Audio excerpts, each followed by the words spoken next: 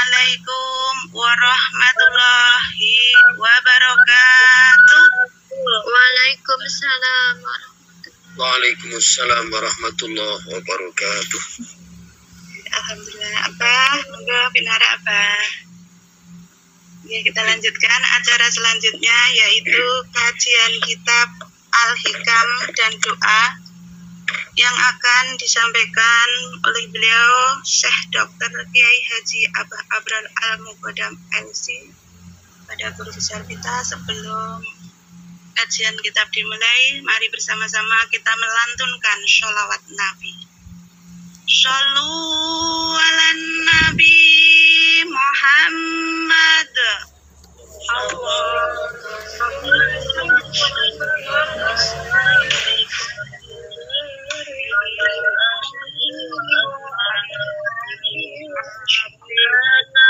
Ya Nabi, salam alaika. Ya Rasul, salam alaika. Ya Habib, salam alaika.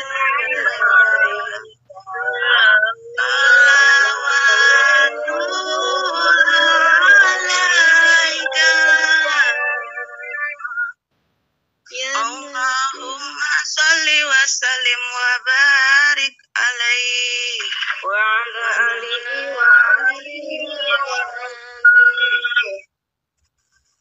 kepada Syekh Dr. Kiai Haji Abah Abral Al-Muqaddam, waktu dan kesempatan dengan segala hormat kami persilahkan.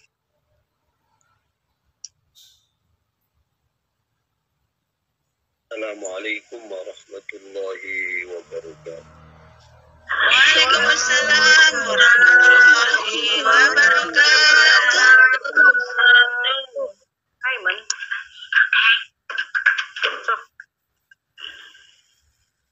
Alhamdulillahi ala tamami fadlihi wa ihsanih. Wa syukru lahu ala ma manna alaina min bahri judihi wa karamih. Asyhadu an la ilaha illallah wahdahu la syarika lah. Asyhadu anna sayyidana wa nabiyyana Muhammadan abduhu wa rasuluh.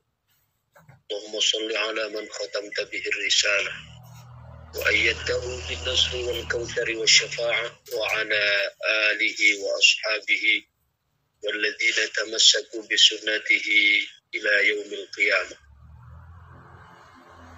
سبحانك لا علم لنا إلا ما علمتنا إنك أنت العليم الحكيم.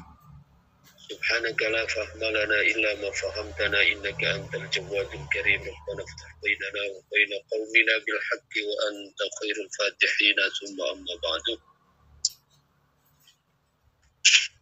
Kita lanjutkan pembahasan Syarah Al-Hikam Al-Ata'iyah di Sayyidina Imam Al-Arif Billah Syekh Ahmad Ibn Ata'illah Sakandari radhiyallahu anhu wa ardah wa afadu alaina min barakatihi yudadihi wa anwarihi wa asrarihi ya rabbal alamin.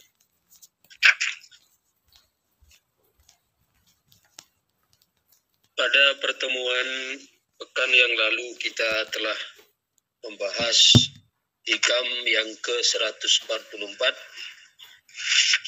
Ajhalun nasi man taraka yatina ma indah li dhanni ma indan nas.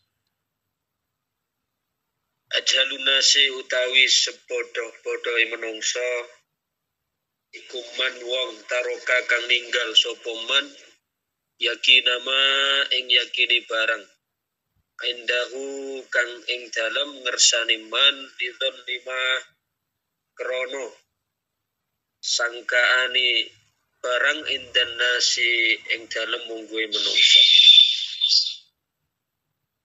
Sebodoh-bodohnya orang adalah yang meninggalkan keyakinan yang ada padanya dengan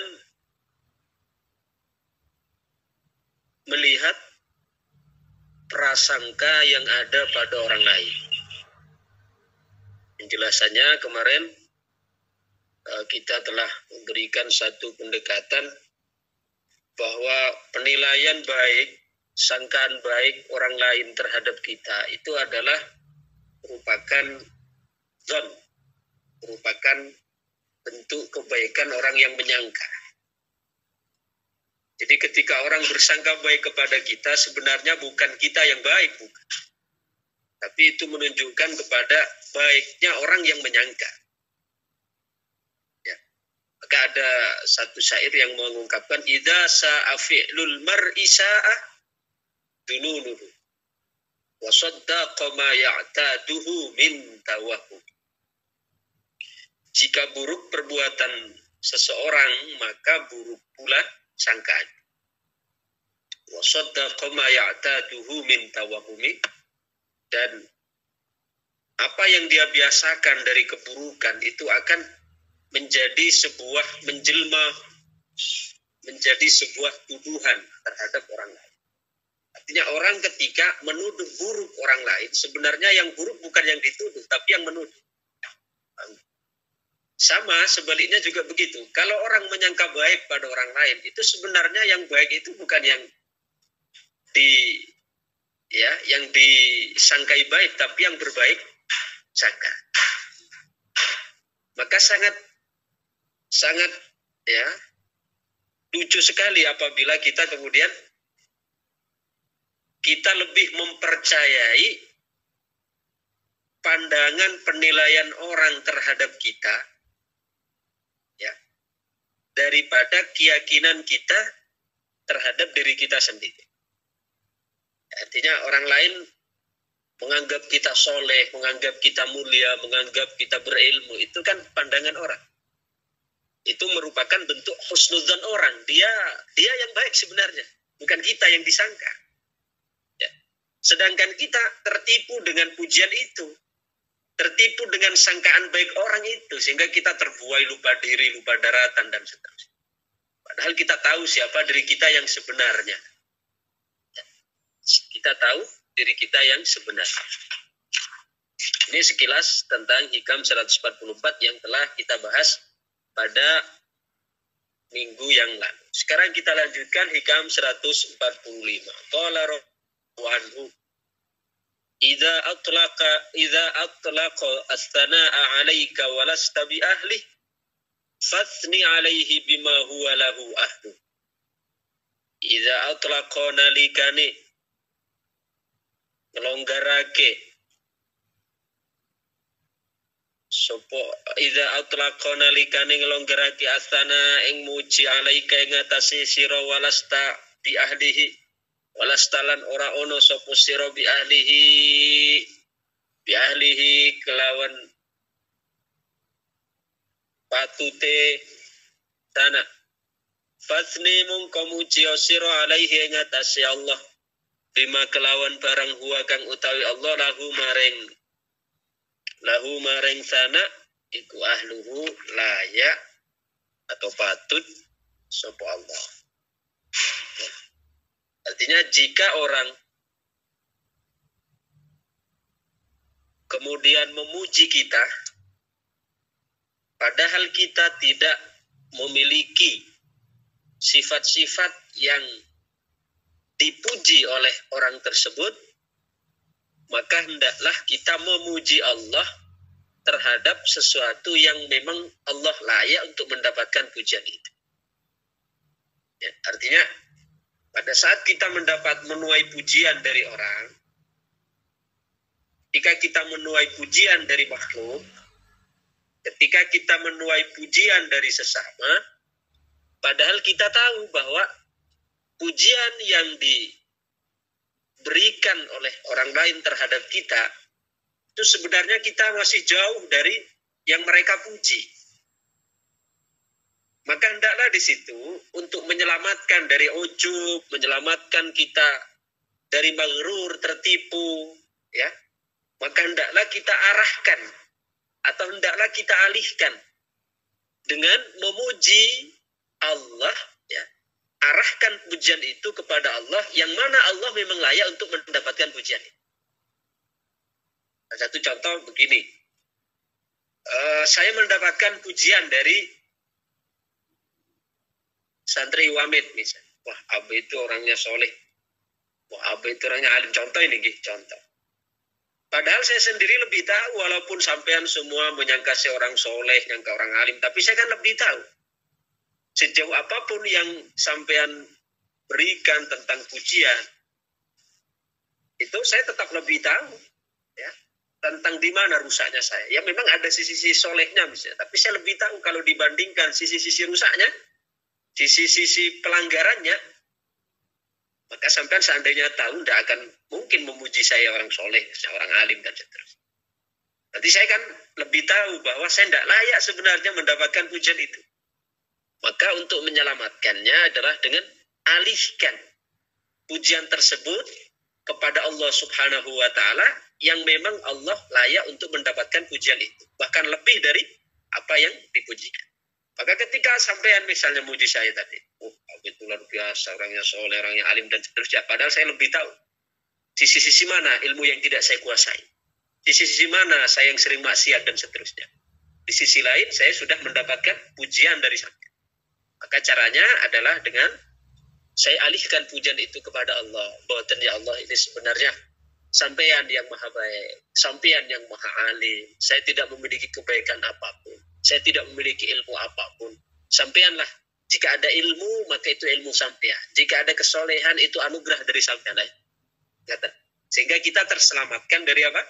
Terselamatkan dari ujub, terselamatkan dari riya, terselamatkan dari berbagai penyakit yang lain.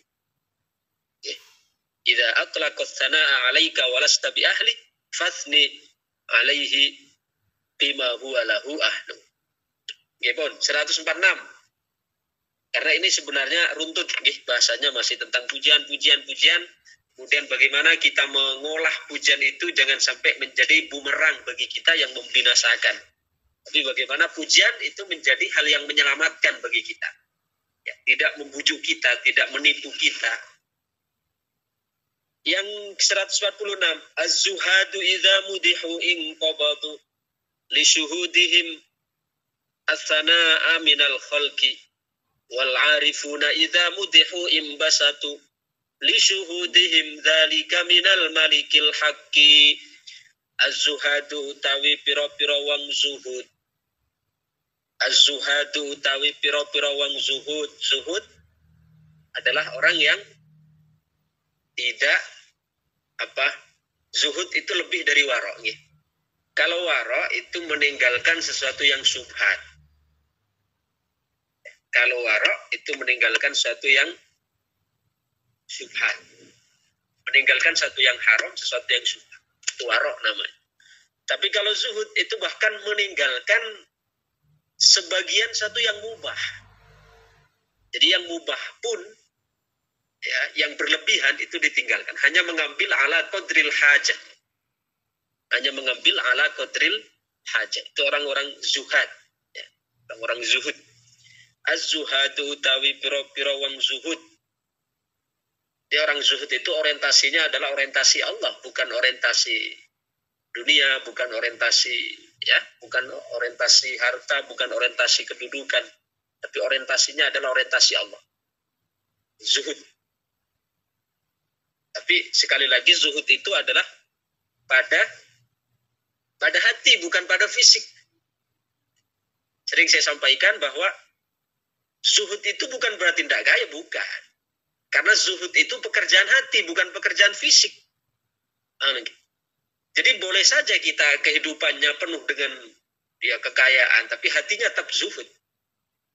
Jadi zuhud itu bisa jadi ada orang kaya zuhud, ya, sebagaimana ada orang kaya yang hubud dunia.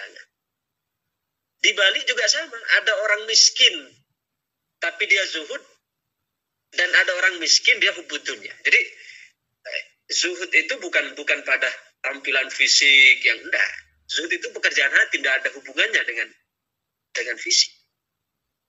Adapun fisik, ya silahkan saja mengambil ikan dalam. Kalau diposisikan sebagai orang kaya misalnya, ya manfaatkan kekayaannya itu untuk untuk nasridinillah, untuk menolong agama Allah, untuk bersyukur dengan kekayaannya.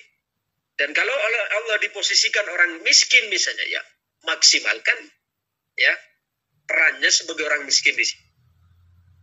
Jadi zuhud itu bisa dipakai, bisa dikenakan oleh orang kaya, bisa juga dikenakan oleh orang miskin. Kadang kan banyak orang mengartikan mengapa orang-orang masyarakat luas itu menentang konsep zuhud dalam tasawuf, karena mereka memahami zuhud itu bertentangan dengan tidak boleh kaya. Tidak. Zuhud itu bisa dipakai oleh orang kaya, bisa dipakai juga oleh orang miskin. Sebagaimana orang miskin bisa zuhud, orang kaya pun juga bisa zuhud. Oke, jadi sekali lagi, karena zuhud itu adalah pekerjaan dari hati, bukan pekerjaan dari fisik. Seperti contoh Nabi Sulaiman. Nabi Sulaiman itu semua nabi, semua rasul itu zuhud semua, tidak mungkin. Karena seorang nabi itu pasti wali. Paham lagi? Seorang nabi itu pasti wali. Tapi seorang wali belum tentu nabi. Kalau nabi pasti wali, wali belum tentu nabi. Sedangkan kalau semua wali itu pasti zuhud, awal kehidupannya itu pasti kehidupan ya, menempuh kehidupan zuhud. Tapi berani nggak kita mengatakan bahwa Nabi Sulaiman itu tidak zuhud? Karena beliau kaya, kemudian beliau ya kerajaannya besar. Bahkan beliau berdoa, habli mulkan la yanbaghi li ahadim min ba'di.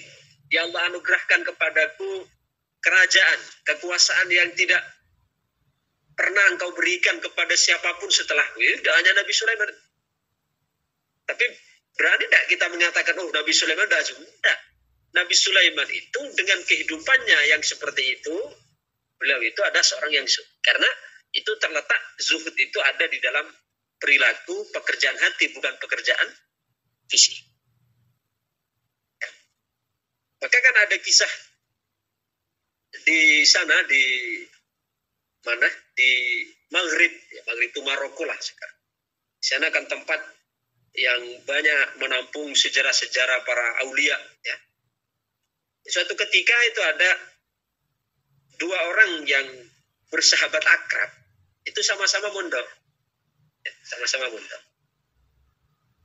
Ketika sudah selesai mondok, mereka kembali ke kampungnya masing-masing. Tapi jauh. Ya, berjauhan. Sehingga masing-masing dari kedua orang ini yang dulunya mondok satu lembaga, satu pondok, itu yang satu oleh Allah Subhanahu wa Ta'ala ditakdir sebagai orang kaya.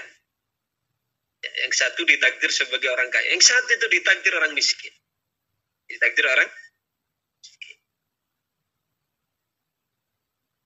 Sama-sama ngajar, sama-sama punya santri. Akhirnya setelah sekian lama ya, terjun di masyarakat, itu temannya yang miskin, yang suatu ketika ada muridnya dari teman yang miskin ini izin sama kiainya ini, Pak Yai, saya izin mau bermusafir, saya ingin melakukan, saya ingin mengembara. Kemana? Ke negeri fulan, dalam rangka untuk bekerja. Maka kiainya tersebut mengatakan, oh saya di sana itu ada teman dulu, teman mondok. Ya, teman mondok itu yang ditakdir oleh Allah sebagai orang kaya itu, punya santri juga tapi kaya. Saya punya teman di sana, coba nanti kalau kamu sampai sana, ya, sampaikan salam saya. Sampaikan salam saya. Kemudian berangkat. Setelah berangkat sampai di tempat tujuan itu dicari-cari oleh dia, di mana tempat. Nama si fulan ada yang kenal. Ya, karena ternyata teman kiainya ini yang di tempat yang diperintahkan untuk mencari itu ternyata yang menonjol itu yang terkenal justru sisi saudagarnya. Sisi saudagar. Ketika ditanya, dia perhatikan, mana mungkin, iya ini teman dari kiai saya, kan dia juga seorang ulama, ini kok malah seorang saudagar. Artinya tidak kelihatan belas kalau itu seorang alim. Tapi di sisi lain, tidak ada lagi orang di tempat itu yang namanya seperti yang disebutkan oleh guru. Akhirnya karena dia penasaran, coba tak ikuti saja. Akhirnya diikuti ke rumahnya, dibuntutin. Insya Allah ketika sampai di rumahnya itu ya jalan-jalannya penuh dengan kemewahan rumahnya. Bahkan perjalanannya itu digelar karpet merah ya kalau sekarang. Mewah sekali. Sampai akhirnya dia tidak percaya. Dalam hatinya masih tetap ingkar. Masa iya ini teman dari guru saya? Ya. Akhirnya dia memberanikan diri. Assalamualaikum. Waalaikumsalam. Apa sampean benar? Ya, namanya si Fulan. Oh benar saya. Sampean dari mana? Saya dari kampung ini. Oh iya. Saya ada teman di sana. Siapa namanya? Namanya si Fulan, disebutkan namanya. Oh, teman saya itu ketika di pondok dulu. Maka si santri ini dia baru ya antara dia percaya dengan tidak percayanya karena dia sudah mengenalnya. Yang kedua tidak percaya, masa iya ini kiai, masa iya ini seorang ulama. Maka kemudian belum hilang rasa penasaran tersebut. Ulama ini yang penampilannya wah, kemudian mengatakan begini. Sampaikan salamku sama gurumu. Yang statusnya itu kan sama seperguruan kan. Sampaikan salamku pada gurumu. Sampai kapan gurumu itu hidup dalam cinta dunia? Sampai kapan gurumu hidup dalam cinta? Hati dari muridnya ini dia sangat ya, satu sisi sangat ingkar. Ya. Satu sisi sangat ingkar, masa iya? Harusnya kan guru saya yang mengatakan ini kepadanya. Karena guru saya miskin, hidupnya ya serba kekurangan. Dia malah justru yang ya, orang ini yang hadapan saya justru yang hidup dalam gelimang harta. Kok malah faktanya kok terbalik? Faktanya kok terbalik? Yaitu dia yang kaya yang mengatakan suruh menyampaikan salam kepada guru saya yang miskin, dia mengatakan sampaikan salam saya kepada gurumu. Sampai kapan dia akan hidup dalam cinta dunia? Gitu. Harusnya kan ungkapan itu pantasnya diungkapkan dari gurunya yang miskin kepada orang itu yang kaya, kan begitu? Enggak. Justru dari orang kaya ini yang menyampaikan pesan itu kepada yang miskin, kan seolah-olah ada sesuatu yang tidak beres kan di sini. Ada sesuatu yang janggal. Akhirnya dia pergi kembali ke kampung dengan sedikit kecewa. Sampaikan. Ketika disampaikan, ya, bagaimana sudah ketemu? Dengan sedikit wajah lesu dia menyampaikan, sudah wahai guru, tapi ada beberapa kejanggalan yang saya terima. Kenapa? Yang pertama, saya pikir teman guru itu adalah orang yang menempuh jalan artinya penuh sederhana, bersahaja dan sebagainya. Ternyata prediksi saya meleset. Kenapa? Karena dia hidupnya penuh dengan gelimang harta. Satu. Yang kedua, pada saat saya menyampaikan salam sampean kepadanya, dia mengatakan, sampaikan kepada gurumu, ya. Sampaikan kepada gurumu, sampai kapan gurumu itu akan hidup dalam cinta dunia. Nah, ungkapan ini wahai guru kan yang pantas, ungkapan itu kan keluar dari guru kepada dia. Kok dia menyampaikan ini kepada guru? Ya. Kalau guru menyampaikan ini kepadanya, wajar kan karena guru ini miskin. Sedangkan dia kaya. Nah ini kan terbalik. Dia yang kaya menyampaikan kepada sampean yang miskin. Maka kemudian gurunya ini dia langsung menangis. Dia langsung menangis. Dan mengatakan, wahai muridku, benar apa yang dikatakan oleh sahabatku itu. Karena aku selama ini walaupun hidup dengan kelihatannya penuh dengan kemiskinan, tapi hatiku penuh dengan cinta dunia. Sedangkan dia, walaupun hidup dengan gelimang harta, tapi tidak ada sedikit pun dari hartanya itu yang nyangkut di dalam hati. Luar biasa. Ini namanya zuhud. Jadi zuhud itu sekali lagi, tidak ada hubungannya dengan kaya miskin, karena itu bukan zuhud itu bukan wilayah fisik, tapi wilayah batin.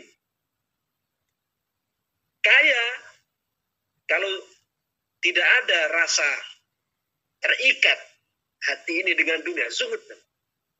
Miskin, miskin kalau ada terikat dengan dunia juga tidak zuhud. Az-zuhadu idza mudihu inqabadu li syuhudihim as-sana'a minal khalq wal 'arifuna idza mudihu imbasatu li syuhudihim dzalika minal malikil haq. Az-zuhadu utawi pira-pira wong zuhud idza mudihu nalikane tim puji sapa zuhad inqabadu mongko ngrasa sempit sapa zuhad li syuhudihim krana penyaksiane zuhad as-sana'a ing pujian minal khalqi saking makhluk. Orang zuhud ketika dipuji maka mereka merasa tidak nyaman, merasa sempit, merasa tidak enak. Li syuhudihim as-sana'a minal khalq, karena dalam pandangan mereka pujian itu berasal dari makhluk. Orang-orang zuhud ketika dipuji maka mereka merasa tidak enak dengan pujian itu. Kenapa? Karena mereka menganggap bahwa pujian itu berasal dari makhluk. Sebab kalau pujian dari makhluk itu sering mempedaya, sering menjadikan lalai, sering menjadikan kita terpesona, sering menjadikan kita lupa diri. Ke orang-orang zuhud, az-zuhadu idza mudihu inqabadu li syuhudihim dzalika minal khalq. Ya. Orang-orang zuhud pada saat dipuji, mereka merasa tidak enak dengan pujian itu. Karena penyaksian mereka, pujian itu berasal dari makhluk. Wal arifuna lan utawi wong arif. Arif ini sudah di atas zuhad. Ya. Arif adalah orang-orang yang sudah kenal dengan Allah. Wal arifuna utawi pira-pira wong arif idza mudihu nalikane den puji sapa arif imbasatu mongko bunga sapa arif li syuhudihim krana nyeksene sapa arif dalika ing atsana iku minal malikil haqqi saking Allah kang rajani minal maliki saking rojo al-haqqi kang hak. Sedangkan orang-orang arif ketika mereka dipuji maka mereka merasa tenang, maka mereka merasa senang karena mereka menyaksikan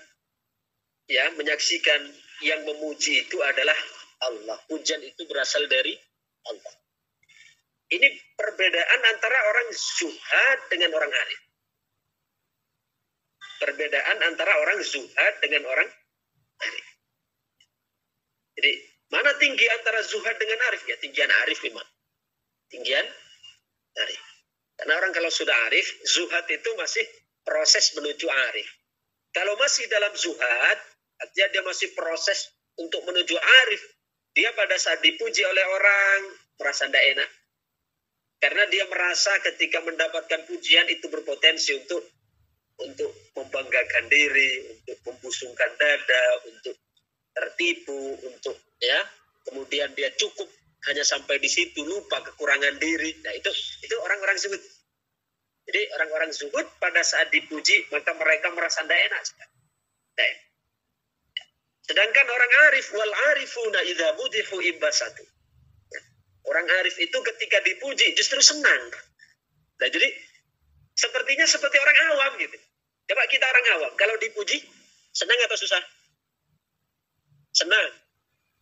Orang awam, macam kita nih ya, seperti kita ini, kalau dipuji senang. Kalau orang zuhud, senang. Tapi orang arif, senang lagi. Paham lagi? Tapi di mana bedanya? Nah ini perhatikan betul ini, supaya kita tidak salah paham. Ya. Orang arif dipuji senang. Orang awam dipuji juga senang. Cuma senangnya itu beda. Kalau kita orang awam mendapat pujian, senangnya itu karena menyaksikan diri. Menyaksikan saya. Menyaksikan, saya memang layak ini prestasi saya. Ya, kerja keras saya memang layak, saya hebat. Nah, itu orang awam ketika dipuji senang, senangnya itu li syuhudin anfusihim. Karena yang disaksikan itu dirinya. Berarti hududun nafsi. Yang disaksikan adalah dirinya, yang dibesarkan dirinya, yang diagungkan dirinya. Orang awam. Tapi orang arif, ketika dipuji mereka senang, beda. Sambungan senangnya itu tidak sama. Kalau kita orang awam dipuji senang, sambungannya adalah karena senangnya itu kita melihat diri, melihat kita, melihat aku. Aku yang hebat, aku bisa. Sehingga ketika mendapatkan menuai pujian menjadi bangga. Yang disaksikan itu dirinya. Sedangkan orang arif, kalaupun mereka senang dalam pujian, beda. Yang disaksikan itu bukan kok dirinya, bukan dirinya hebat, dirinya enggak. Tapi mereka menyaksikan dalam pujian itu adalah Allah subhanahu wa ta'ala. Allah yang memuji. Allah. Karena orang itu hanya ibarat corong, ya, ibarat apa? Pemancar saja. Sedangkan yang menggerakkan siapa? Allah. Loh, berarti hakikatnya yang memuji siapa? Allah. Ini perbedaannya. Nampak zahirnya sama-sama senang, tapi muatan senangnya itu yang beda. Ya, orang arif ketika dipuji senang, tapi senangnya itu karena mereka menyaksikan itu adalah anugerah dari Allah. Allah yang memuji melalui lisan orang. Itu orang arif. Sedangkan orang awam ketika dipuji senang, tapi senangnya adalah karena melihat dirinya orang yang memang layak mendapatkan pujian. Berarti yang disaksikan adalah dirinya, egonya, nafsunya. Dirinya yang besar. Tapi kalau orang arif, ketika dipuji mereka bangga, mereka senang. Yang disaksikan adalah Allah. Jadi yang memberikan ini Allah. Yang memuji ini Allah. Cuma melalui lisan orang. Sama seperti ketika mendapatkan pemberian. Ketika mendapatkan pemberian, antara orang awam dengan orang arif, sekilas sama zahirnya. Coba kita orang awam, ketika dapat pemberian, senang apa susah? Senang. Ya, ketika kita dapat pemberian, dikasih, senang. Ya. Orang arif, senang banget gratisan. Ya, dapat gratisan. Wah, alhamdulillah, dapat gratisan. Orang awam. Orang arif juga begitu. Ketika mendapatkan pemberian, itu senang juga. Cuma sambungan senangnya itu berbeda. Kalau kita orang awam mendapatkan pemberian dari orang senang, senangnya itu karena dapat gratisan. Hitung-hitung nggak keluar duit nih. Hitung-hitung kita, ini. Yang disaksikan adalah dirinya lah. Ya, kepentingan. Sedangkan orang arif, ketika mendapatkan pemberian dari orang, mereka senang. Senangnya itu karena mereka melihat pemberian itu dari Allah. Cuma melalui orang. Coba yang menggerakkan hati ini untuk memberi siapa? Allah. Lah berarti senangnya beda. Kelihatannya sama-sama senang zahirnya. Tapi motif senangnya itu yang ada di balik senang tersebut yang berbeda. Yang pertama yaitu orang awam senangnya ketika mendapat pemberian karena dia melihat dirinya, sedangkan orang arif mereka senang ketika mendapatkan pemberian karena itu adalah pemberian dari Allah. Allah yang memberi, orang lain yang menyampaikan. Paham lagi? Sehingga di situ dengan Allah bersyukur, dengan sesama berterima kasih. Loh, itu keseimbangannya. Jadi tidak bisa kemudian kita mengatakan wah sudah alhamdulillah, tapi tidak berterima kasih kepada yang menyampaikan. Juga tidak sempurna. Malam yaskurin nas, lam yaskurillah. Barang siapa yang tidak berterima kasih kepada sesama, maka dia belum dianggap bersyukur kepada Allah. Jadi, kepada yang menyampaikan, kita berterima kasih. Ya, karena orang tersebut menjadi wasilah perantara sampainya nikmat itu. Kepada Allah kita bersyukur. Kepada Allah kita bersyukur. Kepada orang yang menyampaikan ke tangan kita, kita berterima kasih. Itu keseimbangannya seperti itu. Jadi sama-sama pemberian, casingnya pemberian, sama-sama senang, orang arif dengan orang awam, cuma orang awam senangnya itu dengan dirinya, orang arif senangnya itu karena mereka melihat itu pemberian Allah, Allah yang memberi melalui orang. Paham lagi? Sehingga dengan orang dia berterima kasih, dengan Allah dia bersyukur. Paham bautan lagi? Paham ya? Wal arifuna idza mudihu imbasata. Saya paham, Pak. Bi syuhudihim dzalika minal malikil haqqi. Fahum hadiruna ma'a rabbihim, karena mereka orang-orang yang selalu hadir bersama Tuhan mereka. Hati mereka itu selalu bersama Allah sehingga selalu iling marang Allah. selalu ingat dengan Allah, selalu tidak pernah terpisah hatinya dengan Allah. Ya. La yusyahiduna ma'ahu ghairahu, sehingga mereka tidak pernah menyaksikan apapun, baik dalam ujian, dalam pemberian, tidak ada yang disaksikan kecuali Allah. Ya. Coba seperti halnya kita sekarang.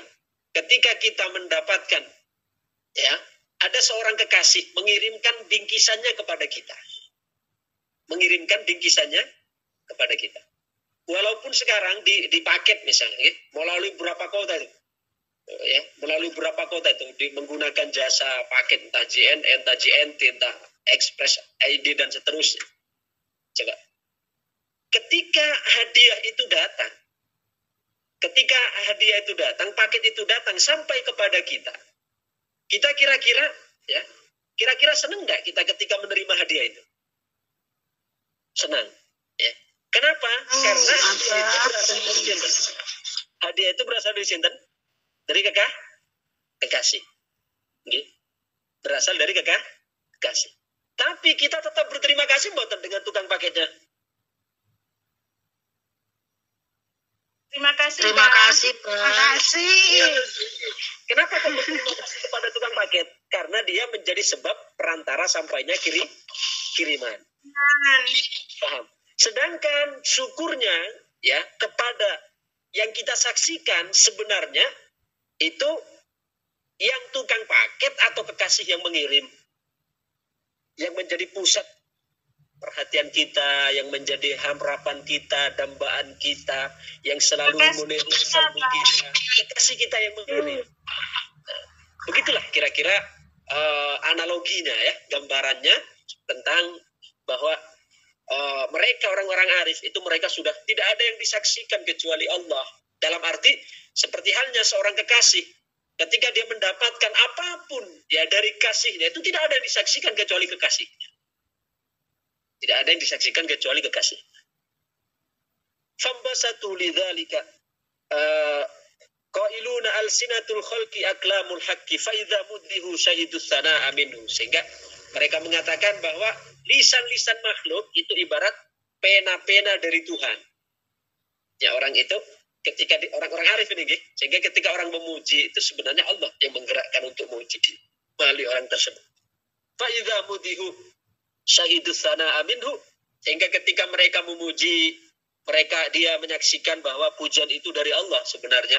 Fambasatu lidzalika wa kana mazidan fi halihim wa maqamihim, sehingga mereka merasa senang dengan pujian itu, tapi pujiannya, senangnya dengan Allah, ya, menyaksikan itu sebagai anugerah pujian dari Allah. Wa kana mazidan fi halihim, dan itu menambah hal mereka. Maksudnya hal mereka menambah adab mereka kepada Allah, wa maqamihim, kedudukan mereka, li ghaibatihim an anfusihim, karena mereka sudah betul-betul sirna, betul-betul ghaib, betul-betul tidak ada dari dirinya. Dalam arti menyaksikan dirinya yang berhak mendapatkan pujian sudah tidak ada. Karena dia menyaksikan bahwa ini semua adalah pujian dari Allah. Hakikatnya Allah memuji dirinya dengan dirinya cuma dialamatkan kepada kita. Tapi hakikatnya Allah juga yang puji. Sehingga kita tidak menyaksikan kita belas sama sekali. Ya. Fambasatu lidzalika wa kana mazidan fi halihim wa maqamihim li ghaibatihim an anfusihim fala yahsulu 'indahum i'jabun wala ightirar, sehingga tidak ada mereka kok kemudian merasa ujub, kemudian merasa tertipu. Enggak. Orang itu merasa tertipu karena ketika dia lalai bahwa pujian itu dialamatkan pada dirinya. Ya. Jadi pujian itu dia saksikan ketika dia itu baik sekali. Nah, ketika saya menyaksikan diri saya, di situ tertipu. Oh iya ya, saya memang hebat. Disitulah tertipu. Tapi untuk orang arif enggak, mereka sudah tidak ada dirinya itu. Fala yahsulu indahum ijabun wala ightirar. Apa yang mau disaksikan dari dirinya itu? Dirinya sudah tidak ada kok. Yang disaksikan semua Allah. Jadi dipuji baik, sebenarnya yang baik itu Allah. Dipuji alim yang punya ilmu itu Allah. Apanya yang mau tertipu? Apanya yang mau terpuji? Qila wa hadza mahmalu qaulihi sallallahu alaihi wasallam, dan ini diantara dari makna dari sabda Nabi, idza mudihal mu'min fi wajhi rabal imanu fi qalbihi walidha kana yamdahul musannifu shaykhahu al-mursi wa huwa sakit wa yaqa'u indahul madhu muqi'an aziman wa kadha waqa'a li ghairihi minal arifin. Nah, ini diantara makna dari sabda Nabi bahwa ketika orang mukmin dipuji maka ya akan robal Islam, maka akan tumbuh Islamnya. Artinya orang mukmin yang hakiki ini yang sudah tidak menyaksikan dirinya tapi menyaksikan Allah, ketika dipuji amalnya misalnya, maka dia tidak tertipu dengan dirinya, merasa dirinya hebat, wah dan seterusnya, tapi dia menyaksikan bahwa kebaikan itu dari Allah. Allah yang memuji, ya Allah sebenarnya yang memberi itu. Jadi tidak ada menyaksikan dirinya sama sekali. Robal imanu fi qalbi walidha kana, oleh karena itu pengarang, siapa pengarang ini? Ibnu Athaillah, walidha kana yamdahul musannifu shaykhahul mursi wa huwa sakit. Oleh karena itu kita lihat bagaimana Imam Ibnu Athaillah Sekandari ini beliau memuji gurunya, yaitu Al-Imam Abul Abbas Al-Mursi. Wa huwa sakit. Imam Abu Abbas itu diam saja ketika dipuji oleh Imam Ibnu Athaillah. Ya, wa yaqa'u indahul madhu muqi'an aziman, karena ketika yang muji itu gurunya tidak melihat bahwa iya saya ini memang luar biasa berhak untuk mendapatkan pujian. Tidak. Tapi beliau menyaksikan bahwa ini adalah pujian dari Allah. Allah yang menggerakkan orang ini untuk muji saya, dan saya tidak memiliki apapun karena yang layak untuk dipuji itu hanya Allah. Wa kadza waqa'a li ghairihi minal arifin, dan ini masih banyak terjadi di kalangan para arifin yang lain. Wa sahibu hadzal maqam idza dammahu ahad la yajidu fi nafsi alaihi wa la yuhdih li adami syuhudihi dhamma sadiran minhu. Nah, orang yang seperti ini juga artinya mereka yang ketika dipuji tidak menyaksikan dirinya di situ, tapi dia menyaksikan Allah, artinya Allah yang memberikan anugerah, Allah memberikan nikmat, Allah memberikan kekuatan, Allah memberikan fadl, Allah memberikan pertolongan dan seterusnya. Maka begitu juga mereka ketika mendapatkan celaan, ya, ketika mendapatkan celaan, idza dammahu ahadun, ketika mendapatkan celaan, la yajidu fi nafsihi alaihi wa la yu'ti. Allah. Jadi ketika mendapatkan celaan itu tidak merasa sedikit pun terusik. Tidak sedikit pun merasa terusik. Allah, berarti kita kan masih jauh dari sana, gitu. Kalau kita masih terusik dengan celaan orang lain, oh berarti belum ini, masih menyaksikan diri sendiri ini. Ketika dicaci masih merasa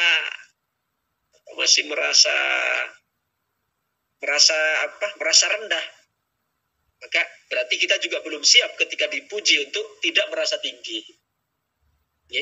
Jadi mereka orang yang ketika dipuji tadi tidak melihat dirinya tapi melihat Allah memberikan anugerah dan seterusnya, sebaliknya juga begitu. Kalaupun dicaci itu tidak akan ngefek.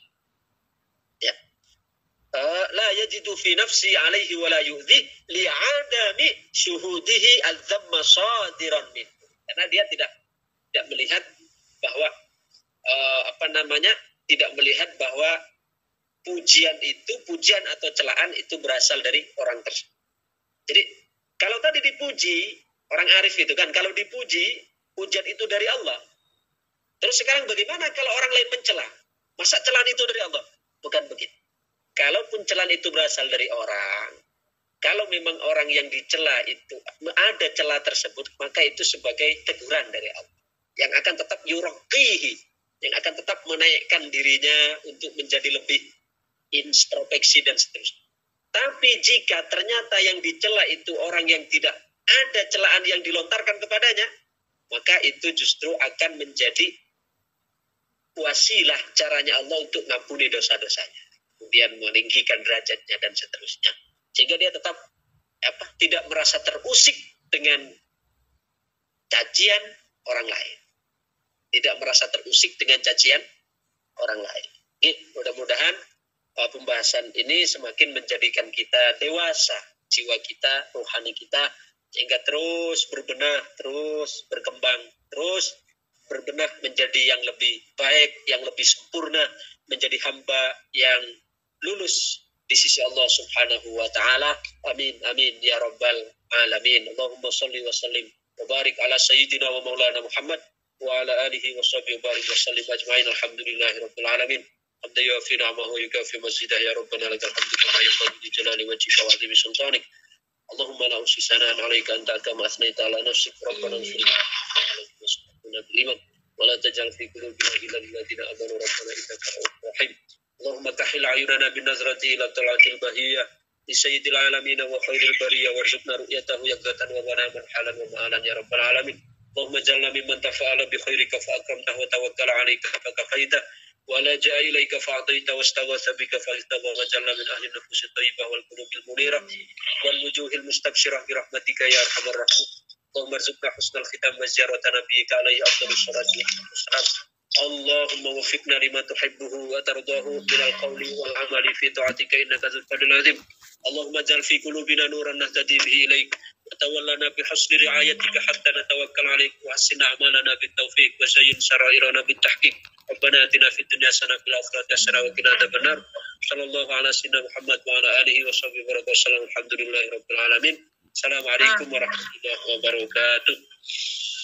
Waalaikumsalam warahmatullahi wabarakatuh.